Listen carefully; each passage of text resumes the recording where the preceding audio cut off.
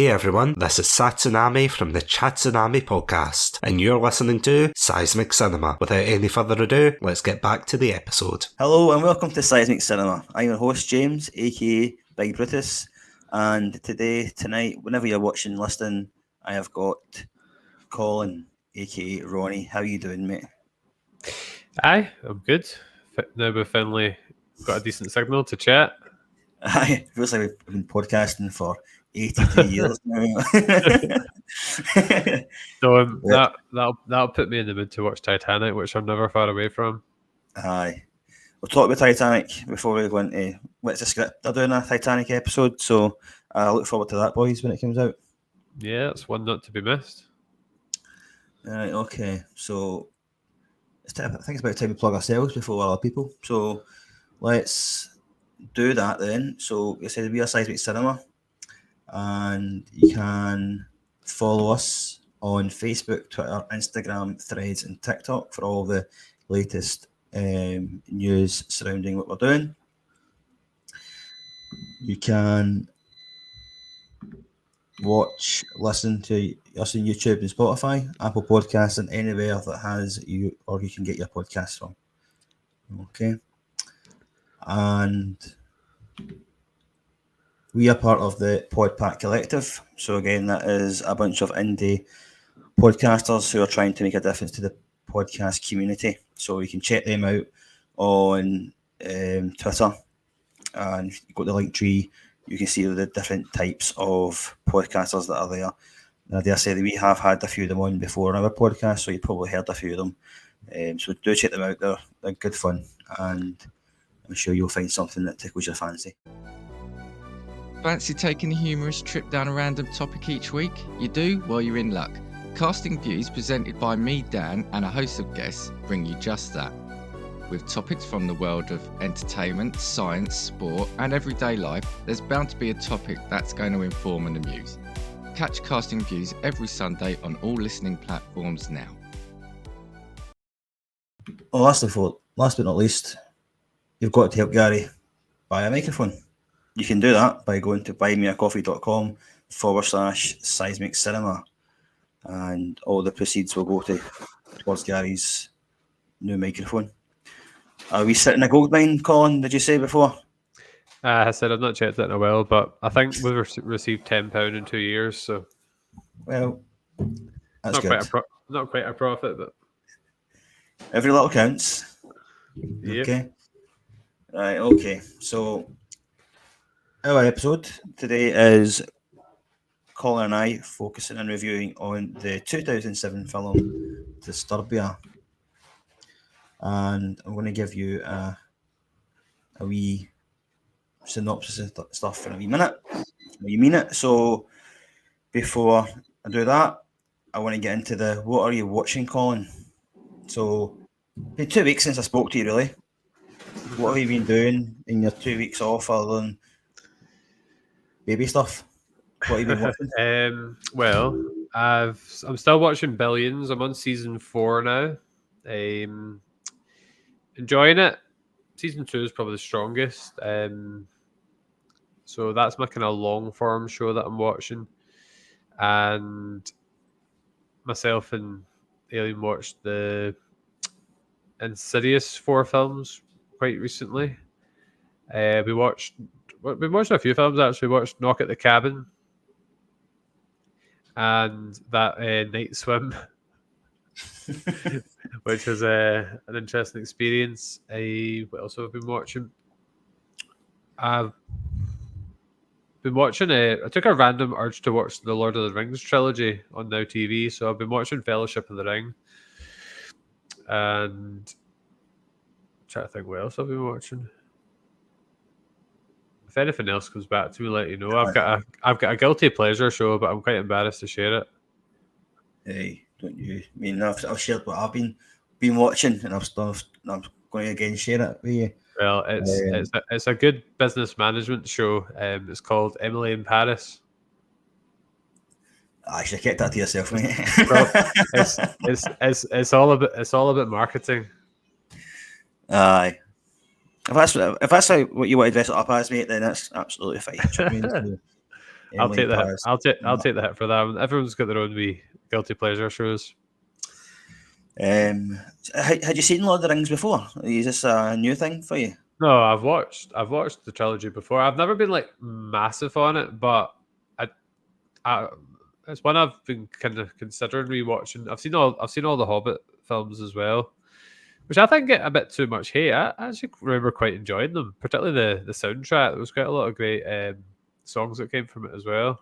Aye. Like the I remember seeing the Lord of the Rings trilogy in the cinema when it came out years ago, and I went to see the Hobbit when it came out, the first part of it, but I didn't get to see the other ones. But yeah, I seen the whole trilogy. I'm sure the Hobbit trilogy. I don't know if What I have can you pass it. what have you been watching? Well, I'm nearly at the end of Dexter, the original run. I'm in season 8 now, so I've managed to kind of fly through the last couple of seasons. I don't even know when it's about season 5 I was when I last came on. So That's one that I want to watch at some point. I'm happy to review this one as well. Do you know what I mean? Like I say, I've seen this before. Like when it came out, when I was back at uni and things, and I've not seen it since. So there's a few things that I've totally forgot about, Yeah. and then there's some things you remember, but a lot I've just forgotten. So, wishing that we finished that shortly, I reckon, and I've just finished season 4 of Expedition Bigfoot. So, they've just kind of in the last season there, they were in Alaska, hunting for the Sasquatch. So, it's interesting stuff. Do you know what I mean? If you're into that type of thing. Did they find it? Well, they've not got physical like face-to-face footage, but it's interesting enough that they see like footprints and handprints and things, and they've got from that they can get the size of it, and they use the thermodynamics, so they can see like bipedal beings in the distance and stuff like that, and they've got trackers on it because I sound crazy, but honestly, it's just something I've always been intrigued about since I was I don't know, 10 or 12 or something like that. I remember kind of watching things like that and reading books at the library. Quite similar to when I would read like about crop circles and all that sort of stuff. I sound like a conspiracy theorist, don't I? But it's just something it just kind of, captured me, mate. And the good news is season 5's coming out at the end of September as well, so I can't wait. You do you. You do Emily in Paris, mate, and I'll do Expedition Bigfoot. I will happily, yeah. Oh God! Right, you don't get 4 seasons if you're not got a good following, Is that how many seasons is Emily in Paris? Yeah. Well, it's been 5 of Bigfoot. So anyway, enough of that. It's not a competition. No, it's not. All right, okay. Happy days. Anything else you want to share with us? No. Just that I was trying to get Aileen to watch the Alien movies before I go see the new one, but she wasn't. I can't convince her. She's not that into sci-fi. Alien franchise is brilliant, mate. Do you know what I mean? I tried to sell it as a horror, but I think the space part puts her off. Mm-hmm. I don't know, man. I'd maybe say the first one is maybe kind of more tailored towards a horror. I think there's elements of it, not as horror, but I don't know. My favourite's either the first or second one. I can't really. I'll just stick it on, and she might start watching it. I never know. Aye. Okay, then we'll move on, shall we? And then into the film Disturbia. So, Disturbia was released in 2007. The cast for the film was Shia LaBeouf, Sarah Romer, Carrie-Anne Moss, David Morse, and Aaron Moe, I think his name is. I can't remember. I'll need to check that. Directed by DJ Caruso. The budget for the film was 20 million quid or US dollars. I can't remember which currency it was, but it took in 118 million. So it's pretty successful. Is his first name DJ? DJ. Oh, it's apparently that's what it says on the IMDb. Fair enough. There are other kind of film databases out there, folks, but that's what I found on IMDb. Apparently, as well, I didn't say this the last time. in the other recording that was botched. But I think Steven Spielberg had a hand in this, I'm sure, as well. Disturbia? Aye. Yeah. He's no.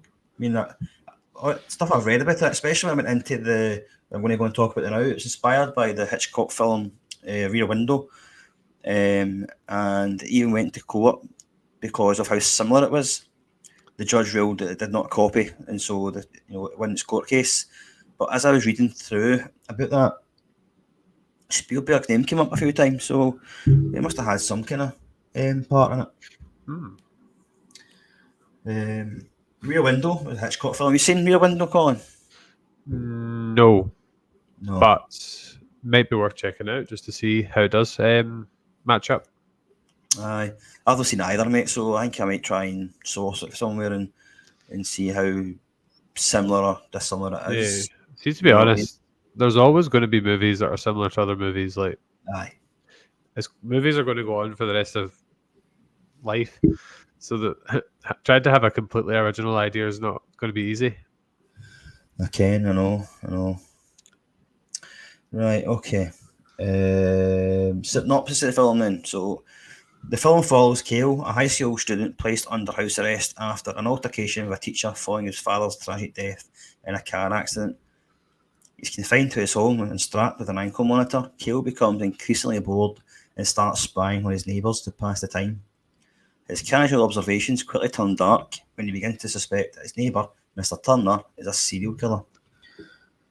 So I think the synopsis, the kind of premise of the film, mate, is pretty good. I mean, I'm going to go in a wee second, but I'll just talk about it. So I went to the pictures to see this when it came out in 2007 with my pals, and this is one of the ones we went to the showcase in Coatbridge. Not as many the cinema at the time, and we just turned up. What film we were watching? Disturbia. Went in, had no clue what it was about, but I came out pretty surprised, pleasantly surprised actually. So that was my kind of history of the film, mate. So before we go into the film itself, what is your history of the film? My history is all the things you just told me there, plus watching it last night and you telling me that that's what you wanted to do. So, as I said before we came on, I hadn't heard of it before. I'll keep my main thoughts up my sleeve for the moment. There's something that just came into my mind though, and obviously I don't think it'd be to do with this, but maybe was it Rear Window? Rear Window, yes. There was an episode of The Simpsons. I don't know if you know it, but Bart the Simpsons got a swimming pool, and Bart broke his leg, and then he had to stay inside during the summer months, and he kept spying out the window, and then he eventually saw what he thought was Ned Flanders killing his wife, and I wonder, is that a homage to Rear Window or this? Because that's quite similar, isn't it? Definitely similar. I don't know what the Rear Window synopsis is, whatever. I mean, I don't know, but did they have binoculars and things like that in Simpsons episodes? I think he did. It's maybe worth me looking into that because there's a good chance maybe there's some kind of connection to these films. Aye, it's the Simpsons, man. They have some sort of connection to everything, don't they? But it came into my mind when I was watching it last night as well. So after we come off the air, I'll have a look into that. Aye, interested to find out, mate. Aye. So you're a new first-time viewer to the film, mate. So that's interesting because I was the same last week or 3 weeks ago, whenever we filmed Hunger Games. I hadn't seen that film before, and I pretty much poo-pooed it. So I wonder if you'll do the same here. Right, okay. I still haven't forgiven you for that one, but right, okay. So your first time seeing the film. Before I go into the favourite scenes, quotes, and themes of the film, I just want to get your overall thoughts of the film, mate. So don't you give too much away where you liked or disliked it and things. I just kind of wanted your overall thoughts of how the film maybe started, and then is the film what you expected it to be after maybe reading the blurb on Netflix or whatever. So what do you think, mate? It didn't really give too much away.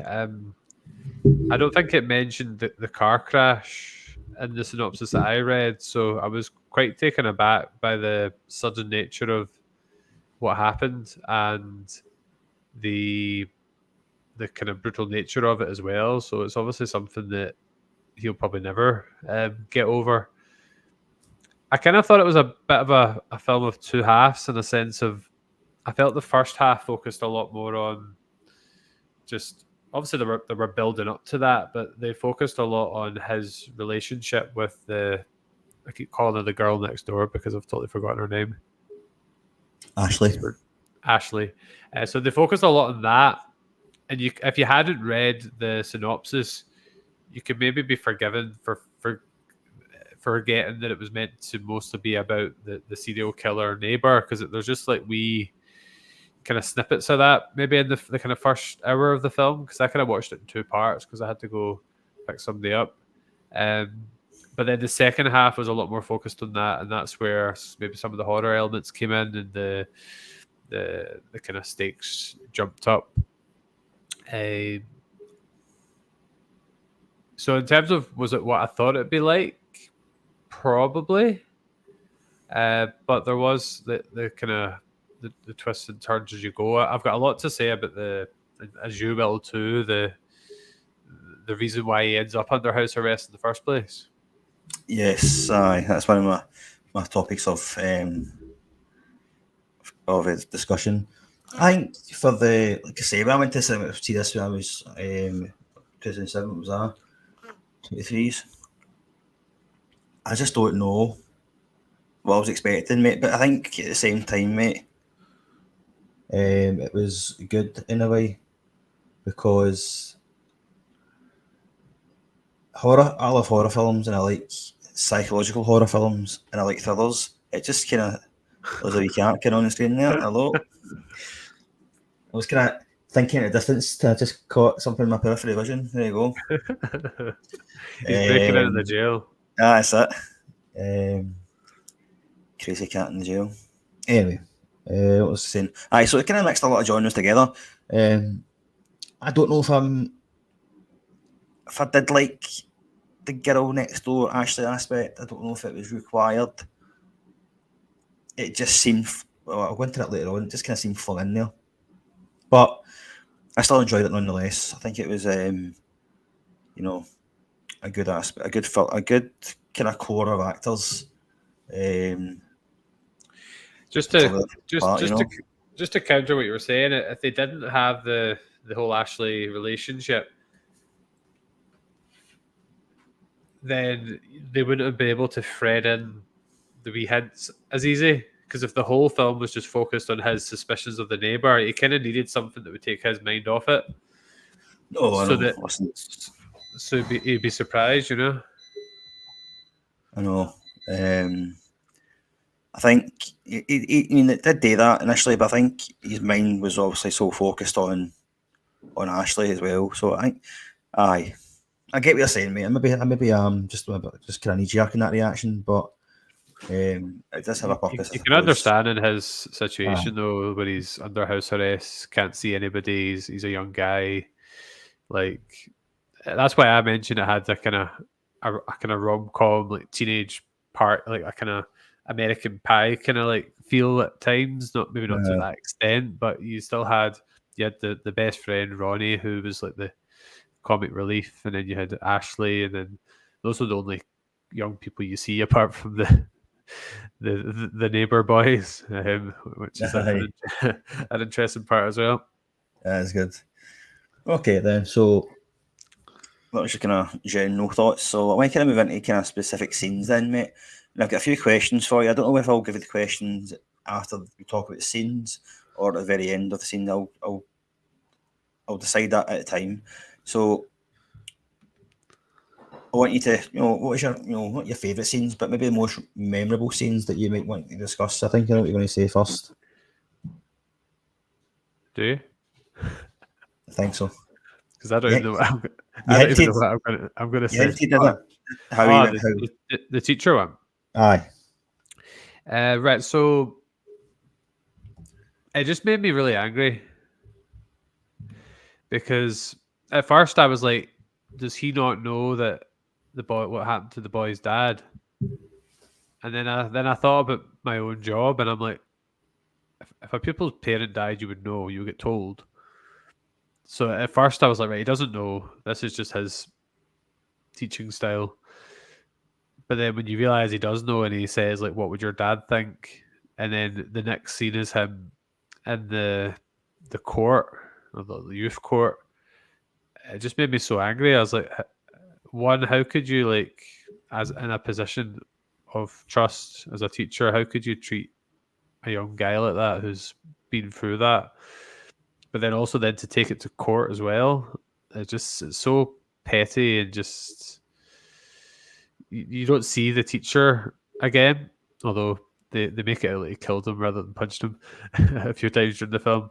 Obviously, you see his cousin, the police officer, but I don't know. We'd obviously do the same job, and it made me really angry. Like, just all of us, it's a movie, it's exaggerated, and I hope there's no real teachers that would do something like as bad as that, and then take the kid to court. Like, see if I said, I never would, but see if I said something like that to a pupil, and then they punch you in the face. It take a really horrible person to then try and get them put in jail for it. You know. I know. Listen, I 100% agree with you. Just a lack of empathy. Do you know what I mean? Like, we're obviously in a position of trust, and and all the rest of it, like you say, mate. And we get told, things of that nature. Now, under any circumstances, would you, or should you, have anything like that come out your mouth to say to someone? Do you know what I mean? Because that also comes out with someone says that, like he did, that teacher, it invoked an emotional response, and I don't know what he was trying to gain from it. I thought it was some sort of power play, because before that it was like, who do you think you are, etc. And I can't remember off the top of my head now what the topic was they were talking about in Spanish. Were they not to talk about their summer holiday, what they did during the holidays? And he obviously knew what had happened during the holidays as well. That's what it was. Aye. So, so I think, why did it? I mean, he embarrassed him by having to get him to stand up anyway. I mean, you know yourself. There's just some things you don't do, and he just kind of broke every single rule, mate. You know what I mean? So I'm like, it made me angry as well. You would never pull someone up about homework in that scenario, like no, and see as well, he's just a bully. It was power play. It was a bully tactic. Thought he could get one over and embarrass him. And I bring his cousin into this as well, the police officer, because he's a bully as well. Although, on the topic of the cousin, I felt he started to believe what's his ridiculous name? Gale. Ridiculous name. Do you not feel like he started to believe him as the film went on, just prior to his death scene? A wee bit. Aye. He started to follow up on like the leads a wee bit. I mean, what was it? One of the scenes, I'm not going off on a tangent here, but one of the scenes where he breaks into his house, and it's like he's got something wrapped in plastic or whatever it was, and he's like, okay, it's worth checking it out. But at the same time, he was near the end of the scene. He was called back to the house again because he tripped a wire in his bracelet, and he was eating his burger at the time. Do you know what I mean? He just couldn't be arsed with him. So I don't know, man. Because if he believed him at that point in time, then I think he would have came quicker. He didn't. Yeah. I just thought he was maybe a bully, mate, as well. So I didn't not a nice family. No. Okay. So obviously, we kind of touched on it there, but the scene, the opening scene, mate, it was quite unexpected. So the opening scene of the film is him killing his father or fishing, And then, they're all having a good time. They've got a good relationship. They've got a good kind of bond with each other. They're happy. They're smiling. They're laughing. And then on the road, on the way home, on the phone, the kind of car accident happens. So not only does he smashes a car because there was an idiot driver in front of him, although granted, I will say he should have been on the phone either. That was a big no-no. But Yeah. America seem to have different rules from the UK. And then after the first smash, the second smash into the passenger side was pretty hard hitting. Especially because you seen it coming like towards the camera. Do you know what I mean? It's just that way where you're powerless. You know what's going to happen here. You have got no way of getting out of that situation, and you kind of felt that way as a viewer. Do you know what I mean? It's like, oh shit, this is only going to end one way here. Yeah. So I'm not sure how much I liked the mum, to be honest. well, see the mum, by the way, I didn't know this. I'm actually ashamed of myself here, but see the mum, I didn't know that was Trinity from the Matrix. Oh, she was just in the now cancelled Star Wars show Acolyte. Is it cancelled? Is it now? They're not doing a season 2, but she was in that. She didn't have a massive part, but she was a Jedi in it, and I didn't clock it till I think I just took a wee break from the film and looked up the cast, and I realised that was her. Kellyanne Moss. Yeah. Carrie-Anne Moss. I'm sitting doing the prep for the pod, and I'm like, Carrie-Anne Moss, who's this? Who's that in it? And just a man. I'm like, I can't believe it. I've seen this film a couple of times since then, and I've still not clocked it. It was Trinity from the Matrix. God's sake. Anyway, back to that scene then. So, I mean, like, he obviously blamed himself, didn't he? And that whole opening scene kind of sets up the film because he obviously it triggers the emotional response in his classroom and all the rest of it. But he blamed himself because he was the one driving. So, it must be very difficult to go through. I think the only fault, as you said, would be like mobile phones, but would that be illegal in America at that point in time? Or is it? I don't know. I don't know, but I think it's I think at the time where the crash happened, his dad was on the phone, was he not? But he did have the phone to his ear, I suppose, as well, before in the lead up to it. But I was saying as well, it obviously sets up the premise to the film. He blames himself for it and all the rest of it. He kind of feels alone, and that's then kind of triggered the fact that he's also alone when it comes to the isolation of his tag at home and his ankle bracelet that he's under house arrest. What was his priors? I'm sure they mentioned they had prior something. What did he do before? Or was it not mentioned?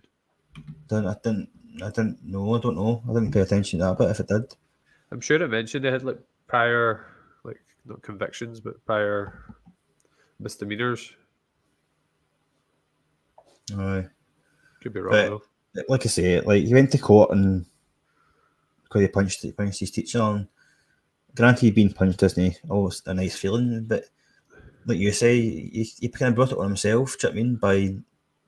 By being showing like empathy and all the rest of it, and to send him to court and the fact that happened to him, it's ridiculous. As okay, any other? There was a moment near the end of the film when he's on like the laptop, and then he sees. I just thought it was quite a good wee scene where he sees. I can't remember the characters' names, to be honest. What was the baddie called? Turner. You see him just in the reflection on the laptop. Aye. I thought that was quite a good bit. And there's obviously the horrific scene where Cale drops kind of under Turner's house and he ends up in the water with all the bodies. I know, that's in the basement. Yeah. Aye. So there was kind of horror aspects to it, I suppose. Mm-hmm. I mean, that whole sequence was good. because when he takes his mum goes over, and then he kind of kidnaps her. Cale goes over to try and save the day.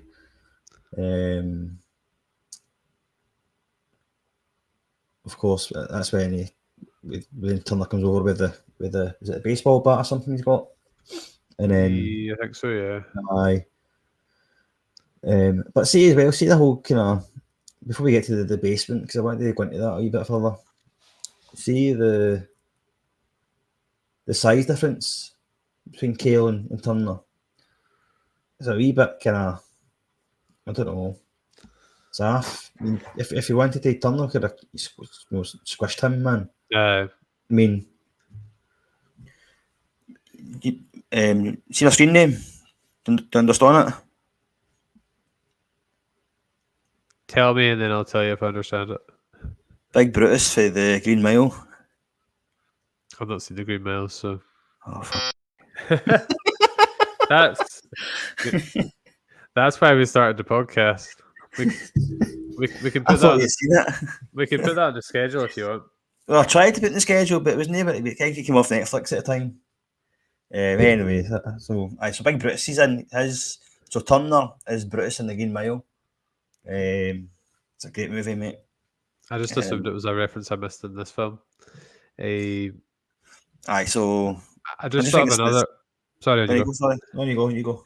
No, I thought of another scene when he meets him in the kitchen. Aye. When his mum's invited him in after he helped fix the car. That's right. Did you expect that? No, and it didn't make sense at first. Because there's parts in the film where you wonder, see, like the first half of the film, you wonder if Cale's just kind of like overthinking and imagining things a wee bit because he's like isolated. So like up to that point, you think that's maybe the case, but then when he actually makes the appearance in the kitchen, that's when you kind of start to click that this guy is kind of no good, you know. I got a bit of a flick myself when he turned the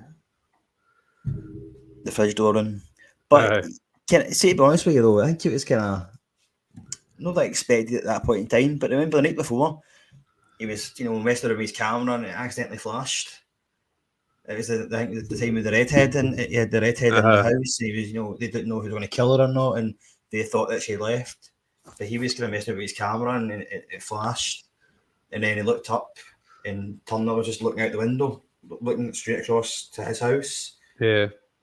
So that told you that maybe that he's seen him. Well, he recognised the flash gaff, and he's like, well, he's been watching me. So the next morning, he makes a point. He's bust the tyres of the mum. Doesn't say that, but funny how she had bust tyres and he was there to help out. So he's made a conscious excuse to come over and see him. But in that confrontation that they had, he knew what he was doing and he knew what he was doing, but never said it directly. That he just wanted to be left well enough alone. Aye. He likes his privacy. Mm-hmm. So that scene was good.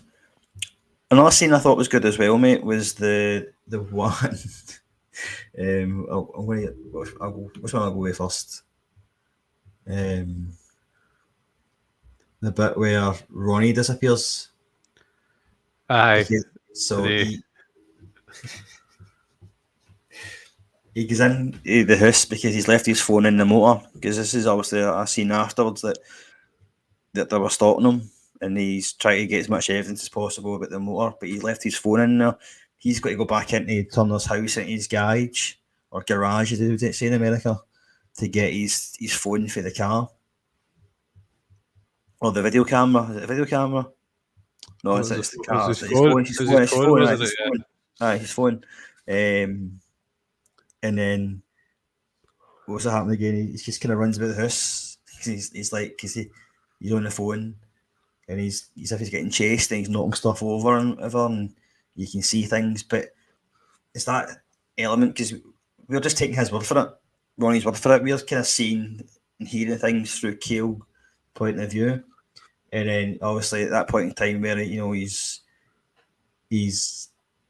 all these noises and he's saying these things, he's like, oh, and all things like that. And Kale runs across and he's trying to put the door open and that's when we don't know whether did Turner find Ronnie and kill him or is Ronnie hiding somewhere. We don't know. So we're kind of left in lurch at that point in time. Until you find him.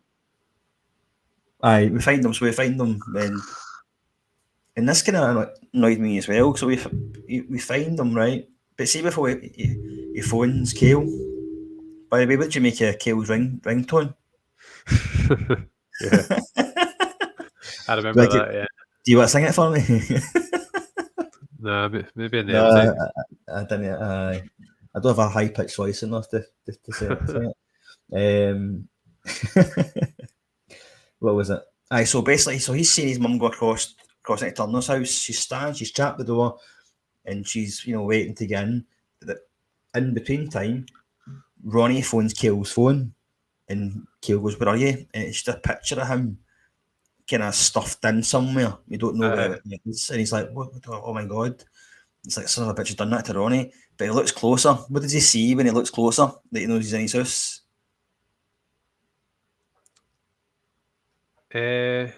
What was it? The dead giveaway? They mention it a couple of times in the film. The Tower of...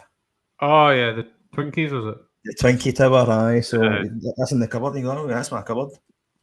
I thought Ronnie was dead at that point, though. See, when that bit tricked me, the bit when in the wardrobe.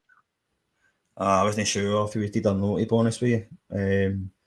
But it's a bit of a cruel trick to play on him. But Ronnie was the kind of the comedy part of the film. I think they mentioned it in the film, but the Disturbia name is just like Suburbia Disturbing. A mesh of that. Yes. Aye. Yeah. Aye. Quite clever.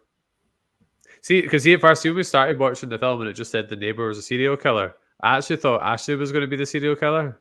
All right. Because it just said the neighbour at first. I wonder how the film would have went if that was the case. See as well, a wee bit of this is foreshadowing. I don't think it isn't really, but see when he does his kind of when Ronnie visits him for the first time, he's like, "Oh, Ronnie, how you doing? We're not sure to give you a tour of the house." And he's telling them like at every point, every time what people are doing. And he gets to Turner at this point, and he goes, "That guy just mows his lawn twice a day, every day," and then goes, "There's nothing interesting here." And then he moves into the next neighbour or whatever. That's so true, at that point, so he does like his privacy, but he kind of comes alive at night time type of thing. I would say this is a film I would rewatch. I think it has rewatchability because of the wee kind of nuggets and the Easter eggs and the wee bits of subtle foreshadowing. So I could definitely see this being one I'd rewatch if it stays on the streaming platforms. Aye. Right, I've got a couple of questions for you. Are they just questions or are they quiz questions? No, not just questions, man. They're not quiz questions. I've not got quiz questions, mate. So the quizzes will be not here this week. Sorry, folks, if you wanted to take part. I'll be back next week. So imagine you're under house arrest like Kale. How do you think you'd cope with the psychological effects of being confined? And how would you stay productive? Well, we've had practice at this during lockdown, and I lived by myself during lockdown, so I've got this nailed down in terms of how to stay productive. If I was under house arrest, I probably wouldn't have my job. Well, depends what it was, I suppose. Probably I'd do a couple of podcasts. We can tweet the question then, right? So we're not under house arrest. I'd occupy myself with movies, TV shows, a couple of podcasts a week. I've got a treadmill in the gym, so in the house, so I could use that. I do a lot of reading, I reckon. What else do people do? Does it just be by myself? Aye. Well, because like Kale, he's himself, isn't he? So you're the same as him.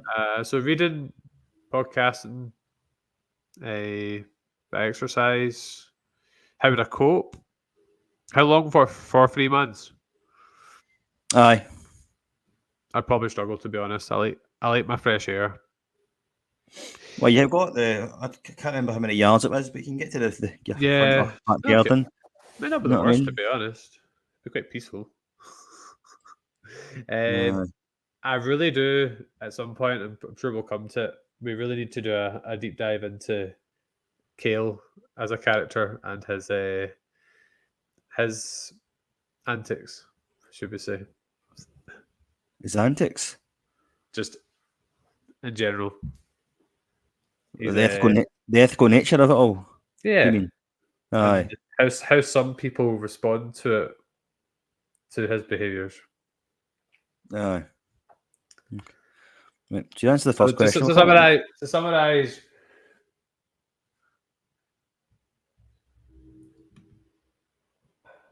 I'd probably be okay during the day, but I would find it quite lonely at night if I was by myself.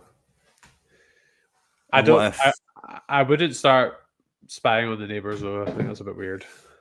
And what if, but right, that I am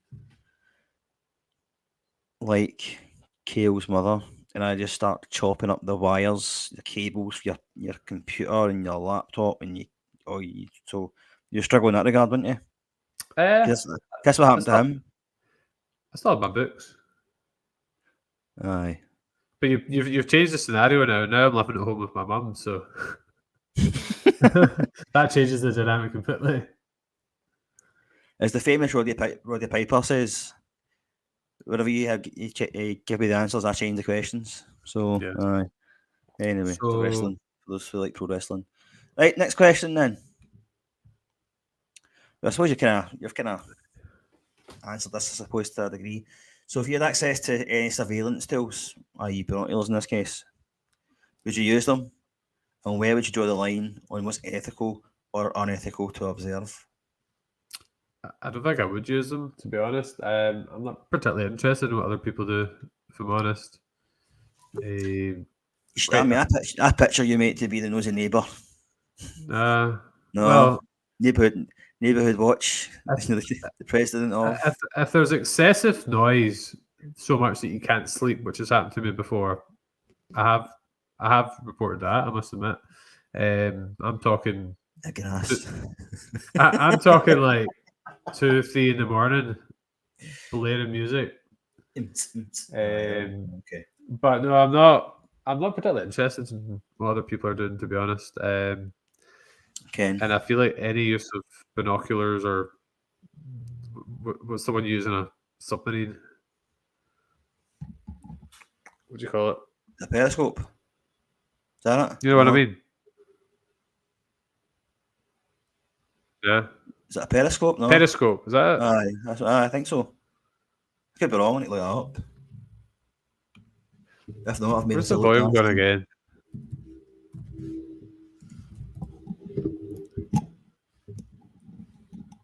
Periscope. Battleships and that, aye. It just says in the old Google anyway.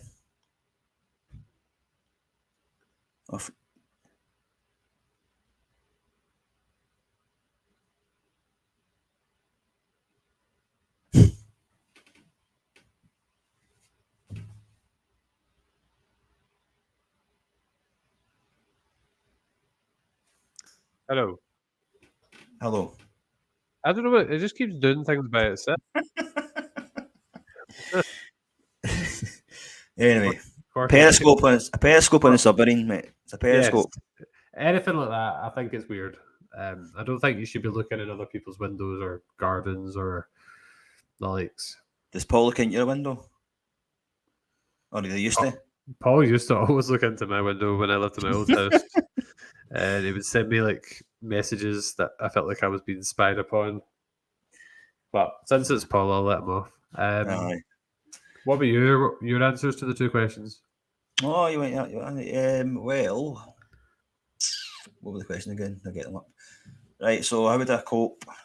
I mean, I struggle, to be honest with you, mate. Do you know what I mean? Like, I like to think that all a day sit in house and watch films and all the rest of it. But really, I hate being kind of confined to small spaces. Like, no, I'm not in a sense I'm claustrophobic. You know what I mean? I'm not like that. But I think I could easily stay in the house for a couple of days and no leave. Do you know what I mean? But I've got the choice then. My choice is to not go out to the shops today or no. Whereas if I've been told I can't do that, then that's when you start to go, wait a minute, you can't tell me what I can't do. It's like when you've got like like that. we reviewed The Lost Pilot not too long ago, by the way, if you want to check it out.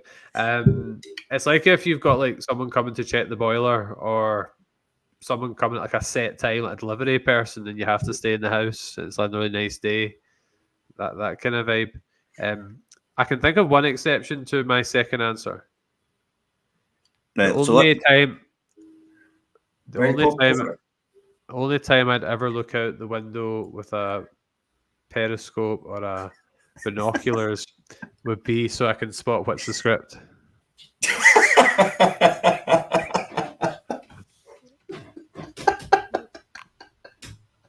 I like it, mate.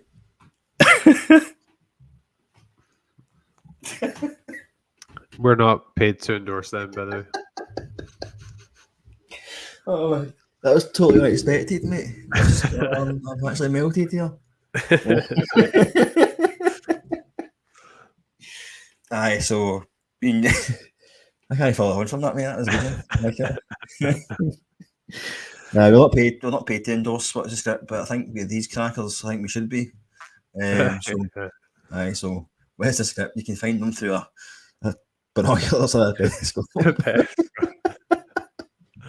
Anyway, right, okay, so that's the advertising the way. So what were we saying? Oh, the answer to my questions. So I would struggle, mate. So I mean, you can only do so long with reading books and, on the computer or, playing a PlayStation or something, do you know what I mean? And you just get bored with your nut. So, aye. So I would struggle big time. I wouldn't cope. And it would be good for the mental health either, do you know what I mean? Right. Which is obviously a part of what Kale was going through. Second answer, I'm no arsed, mate, about, observing people, do you know what I mean? You can be people watchers and stuff like that when you're at, at the park and things like that, do you know what I mean? But I've, like, at my street, women now get, I don't think she watches this podcast anyway, but she's a nosy neighbour, do you know what I mean? And she can hear me through the door. The only thing I could say is if your neighbour's behaviour started to impact on you, say they were spying on you or they were doing stuff to you or doing stuff to your garden, or then you're in a position where you're looking out for your own well-being, I suppose. But unless that happened, then I wouldn't care. But I've had instances before that people have left things in my garden. I won't talk about it here, but it's weird. Yeah, anyway, I would not go out my way to be, David Kale was then, because can we talk about Kale now then? Yeah. So what's your thoughts on Kale then, mate? You can go right. So you want to root for him because he's the main protagonist. He's bereaving. He's had trauma, but he's such a creep, isn't he? Listen, I think we get a connection to him. No, I've kind of got when I watched this film again, I kind of went through what he's went through. Do you know what I mean? So I kind of, from his point of view, that I've been there, and like there's certain things that would trigger you and whatever, and I don't blame him one bit for that. And we do want to root for him, and we want to be there for him. We want to make sure he's,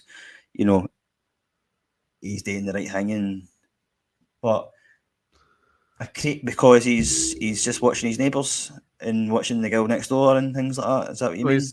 He's watching her in the pool. He's watching her in her bedroom. It's the fact that they don't know. They're like, see if you know how like when they got to know each other, and you kind of felt she was looking towards his house as well. See if it was mutual that's different. But see, when he's sitting in the dark so that he purposely can't be seen, like watching everything that she's doing, it makes your skin crawl. Again, I mean, it's basically kind of, it's not right. It's unethical. Do you know what I mean? I mean, how many times do you know? Well, I suppose I'll rephrase this.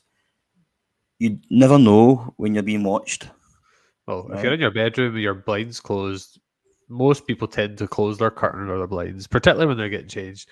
So does that not You have a bit of control over that, I suppose. Aye, right. But does that not say then that she knew what he was doing and she wanted to be seen? I don't know if she knew right away, but I reckon she probably worked it out as time went on. No, I'm making the excuses for it. Do you know what I mean? From it, she shouldn't have been doing it in the first place. It is creepy, and it's. I mean, what age is he in the film? I can't remember the age. Is he 17? The subplot with the wee boys that were like playing pranks on him, that was also a bit disturbing as well. That he was watching that. Do you know what I mean? I know. Obviously, he then acted at the end to put a stop to that for the benefit of the mother of the neighbour. There was that as well. I know. No, you're right to think about that. I mean, what was he watching the kids before they put the jobbies on his doorstep? Was he? Because I don't remember. But I'm not sure. I thought it was maybe after that because they knew who they were. He's like, I want to get you.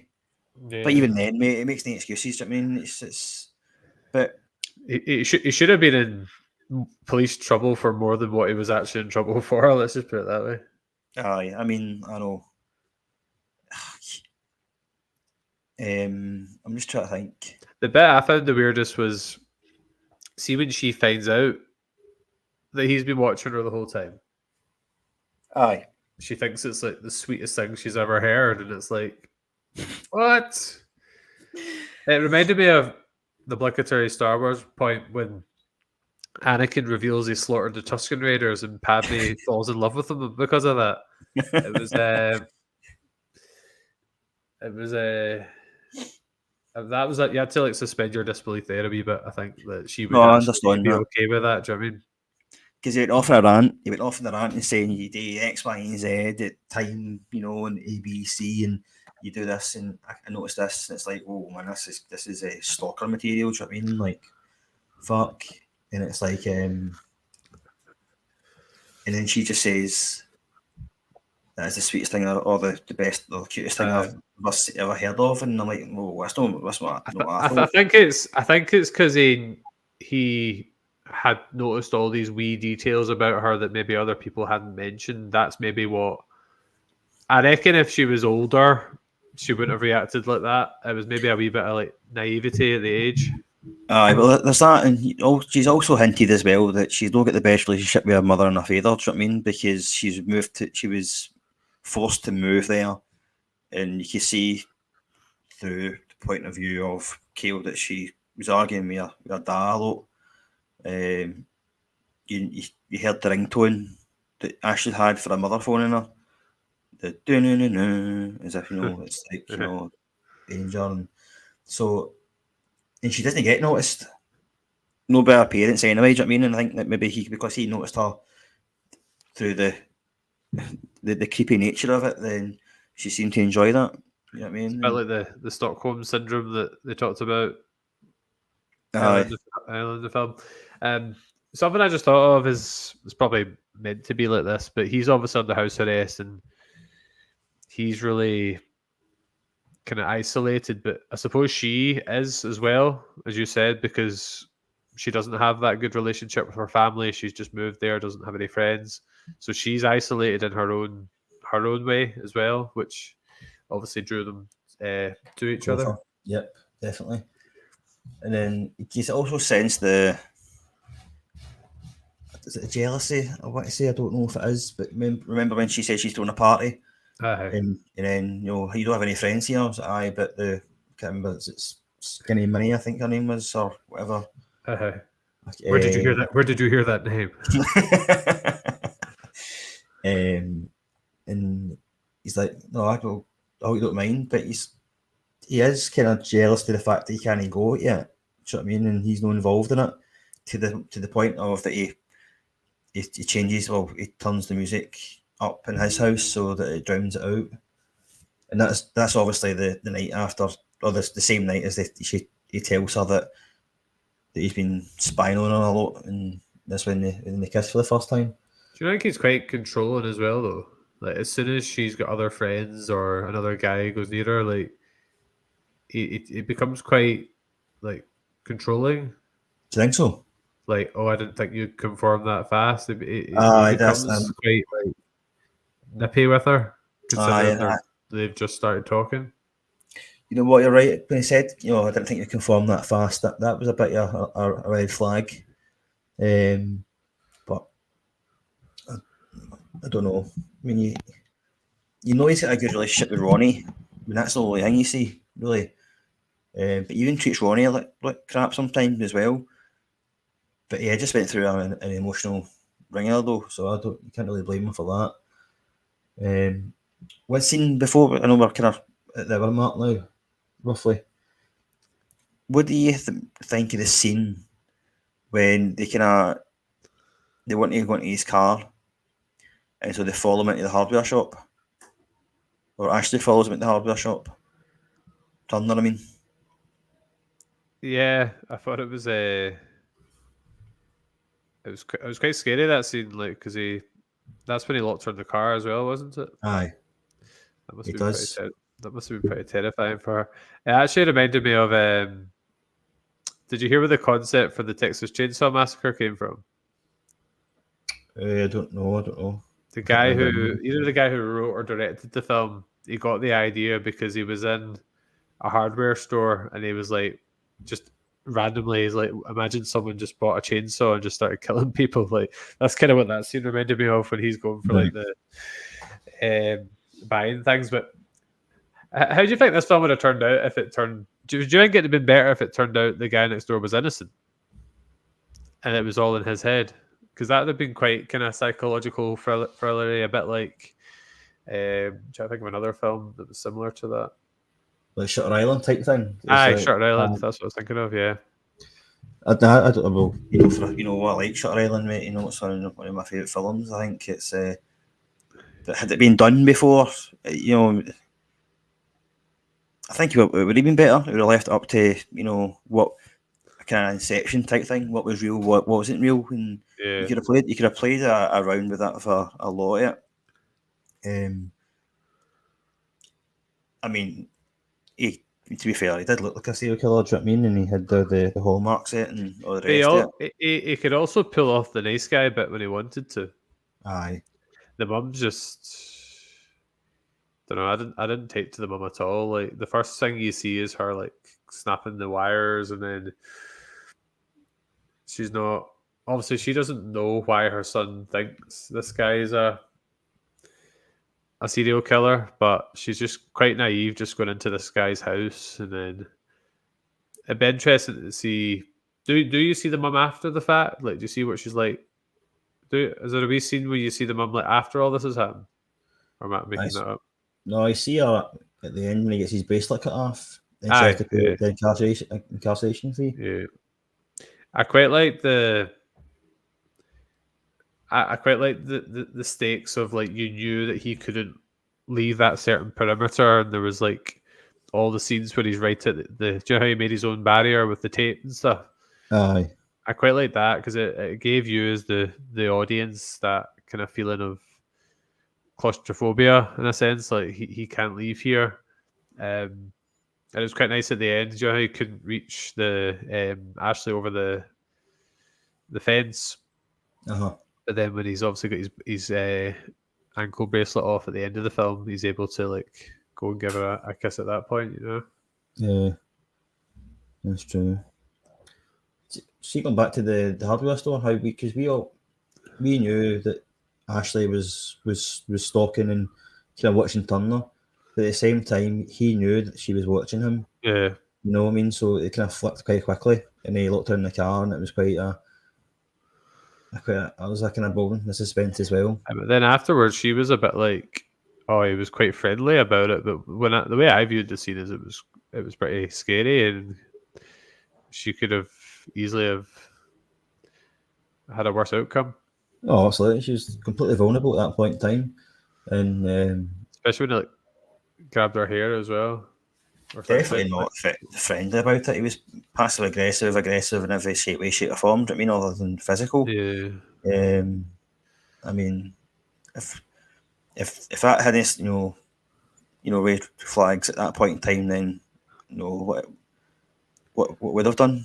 I mean, 'cause that was Again, she's probably used to aggression and intimidation at home, so maybe that's why she didn't see it possibly the same way, you know. Coming for the city as well, it's different, isn't it, and all the rest of it. And Yeah. Okay. There's certainly a lot to unpack in the film. So okay, so you've said that I'm conscious of time here. We're not. It's not a lesson. We don't need to worry about that. You're just living by the bell, I think. Mister, I need to do a plenary, mate. Anyway, enough of the teacher talk. Right, so you said it was something you would rewatch in time. So that's positive news to come from it. Is there anything else you want to kind of mention before we do wrap up? I mean, I feel like I talked for ages on it, but I don't want to repeat myself. I'm just trying to think if there's anything else. I think we've cut. Well, you did say you wanted to come back to the basement scene. That's right, aye. The basement scene. So, yeah, it was quite disturbing, wasn't it? Because you first of all you go into there's hidden rooms. He's looking at in the camera, then he spots someone's face, and then he finds the body and I don't know if it was a cupboard or if it was just a wee hidden panel or something. But then he goes into a room, near event type of thing, something like that. And you find all the belongings of the redhead, the club girl, I think they call her, and it's. Don't know. I know we're living in the age of sequels and prequels and requels, etc. But do you not think something like the character, although I keep forgetting his name, the bad guy, Turner. I keep thinking Will Turner from Pirates of the Caribbean. It'd be quite interesting to see what his story is like why he is. I know you get a lot of these kind of character studies, but it would be quite interesting to see why he is like he is, what's his story, what's his background, like they're doing with Dexter, because they're creating an original sin Dexter. Yeah, because it's quite a creepy room, her hair's there and stuff, isn't it? Aye, so that's what I was going to say, that the basement's kind of filled with trophies the folk he's killed. I mean, there's ones that are recent, and there's ones that are obviously decomposed, and there's skeletons and all that stuff. Do you know what I mean? So how long has he been doing it for? And we don't really know, but we know there's a lot in there. The basement's got different rooms. There's the hidden rooms. It's just kind of it's like a massive layer. Do you know what I mean? And it's like he knows where to go. He knows the kind of the nooks and the crannies and all the rest of it. And you just don't know if he's going to make it out. Mm-hmm. I mean, at that scene as well, when the police guy comes in, you see the way he just breaks his neck and kills him. That's pretty. I know. That was pretty grim too. I know, and then the way he eventually kills him with the shears. Aye, it reminded me of the bit in Hot Fuzz when the Leslie Tiller with the shears. Aye. She fell and tripped on her shoes. I mean, but that whole scene, with the shears and then getting overpowered and things, I don't know. I mean, I think if for the sheer size of him, he wanted to kill him, he would have done it. You know what I mean? I just don't know. That always happens in movies, though, doesn't it? It's just when people give a monologue just before, or they wait for a few seconds longer than they need to, just to give the good guy the chance to come back. I know, I'm just nitpicking, to be honest with you. That's why we're here. That's true. Okay, man. So we'll go into the. Is there anything else you want to bring up, mate, before we do the seismic stars? Nah, I'd say we've covered.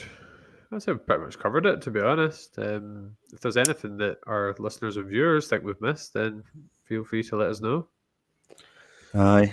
Because whether you like it or dislike the film, you'll still want to know regardless. Do you know what I mean? So, I batter it into the comments in YouTube. Also, the wee Facebook group we've got up and running as well. So, by all means, post it in there. You can tell us what you thought about it. So, before you do that, Colin, you're up. What are you going to give this out of 10? Right. 10 out of 10. I'm going to give it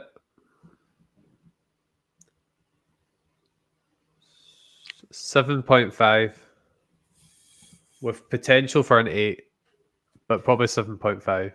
Okay. I think it's solid. I think it's got an interesting premise. I think good characters, good moments of suspense, some layers which I didn't really even realize were there until we started talking about it. Discussion points. I don't think it's like a top tier film that's like a best of all time, but I think it's a solid kind of thriller with wee bits of horror, wee bits of like comedy. It's a good I'll say it's a good kind of Saturday night film, but probably a wee bit more than that, better quality than that.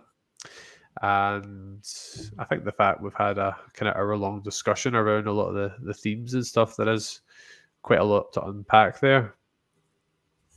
That's true. I think it just maybe at times, as I said before, the first half's more like kind of teen comedy about the relationship with the girl next door. The second half's more where the kind of horror and like the resolution comes in. So if you hadn't read the premise, you maybe could have maybe not paid that much attention to the clues about the serial killer potentially. So that's maybe where it comes down a wee bit. But now, once you know what happens, I suppose you see the kind of foreshadowing as you go. Okay. So he's a minute and I'll think. Because I thought I would do. I was going to get a 7, mate, initially. But see the way I spoke about it. I'm going to give it an 8. An 8. For everything you've said, mate, do you know what I mean? And it's a solid film. And I think, I suppose this could happen. We know it's a serial killer, but I mean that being placed under house arrest is something that can happen. Do you know what I mean? And not in the UK though, I think, is it? No, I know, but I'm just saying, Yeah. This could happen, and then I think it, like you say, it kind of delves into different kind of themes, isolation, grief, and ethics. Ethics. You just look at my mouth. Ethics and what's right and what's wrong. Or is anything right? Is it all wrong? Type of thing. And dealing with like trauma in different ways. The grief and then having to protect loved ones. So not to go through the same grief. You know what I mean? So I want to give it an 8. It might look like I'm walking through the jail, but my laptop's about to die, so I'm just going to walk back to the original room I started in. Right. Okay. So I don't crash. We're going to round it up soon anyway. So that was a review of Disturbia. Okay, and as Colin says, if you want to give me your thoughts, opinions, and comments on the film, where you liked it, disliked it, favourite characters, scenes, whatever, then please let us know. One of us will get back to you. Myself, Colin, Paul, we'll get back to you. And yeah, thank you. So, upcoming, Colin, you want to say something? You were about to say something now? I'm just glad I put this jail background on because I was able to walk from my kitchen back through to the gym And I'm actually sitting holding my mic in midair, but no one would know. Ah. Bit So clever, isn't it? it's clever. Chill picture. What was I saying? You just put me off my train of thought. So Aye, so what we got up next week? next week we've got next week. Well, I don't even know. I think it's been kind of thrown since we've missed out on an episode. Is it American Psycho? No, I don't think it is. I think the exclusive. Although you said it was going to be American Psycho, but I thought the next in line was actually Dead Poet Society. Oh, is it? Well, But we can discuss that in the after show. Well, it's your choice anyway, mate. So you can pick either or. I'm happy with either or, mate. So, let us know. All will be revealed soon. Yep. So, Jaws again. Thanks everyone for tuning into Jaws, because I think it's been one of the highest views on YouTube. Not the highest, but one of the highest anyway. So Just thank you very 400. much. Yeah, man. So thanks very much for those who've tuned into that one. And again, just keep on liking, subscribing, folks. It does help and it does grow the channel. We're only 2 followers off 150 subscribers, so that'd be a good milestone to reach. That would be good. So we are dropping. Well, I don't know why I'm saying this now, but it had dropped already. But Hunger Games will be out. It should be out by the time this comes out. Again, so yeah, check that out. My stellar review of Hunger Games. And we forgot our wee thing at the start. What do you think it's that? I'm Colin. I've probably not watched it. Paul's probably watched it in the wrong order, and James has written an essay on it. I know. We need to do that. That's our next intro. So we've scrapped the screen reads, and we're moving on to our personal introductions. Forever evolving. We need to put an accent spot to do that. No, I'm at that game. Right, okay. Well, Right. Right, okay. So thanks everyone for tuning in. Please again like, subscribe, and share with your friends and enemies. Okay, we do appreciate it, but keep on doing it. Okay, Stay out of jail. and keep the high balls low.